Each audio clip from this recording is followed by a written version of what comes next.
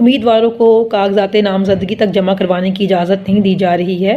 اور آج بھی ہمارے ایک امیدوار کے ہاتھ سے پیپرز چھین لیے گئے ہیں، گھروں پر ریڈ جاری ہے، خواتین و بچوں کو تشدد کا نشانہ بنایا جا رہا ہے، ان کو ہراساں کیا جا رہا ہے،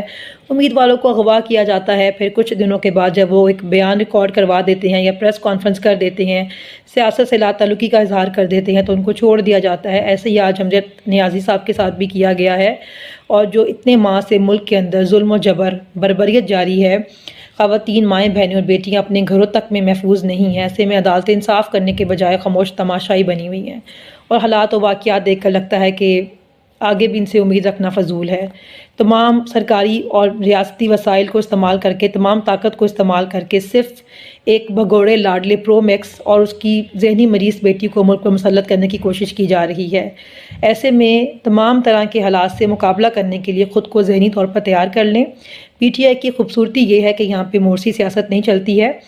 اس لیے میں ریکویسٹ کروں گی کہ زیادہ سے زیادہ امیدوار اپنے کاغذات نامزدگی جمع کروائیں، کیونکہ اس بار عوام امیدوار دیکھ کر نہیں بلکہ بلے کا نشان دیکھ کر ووٹ دے گی۔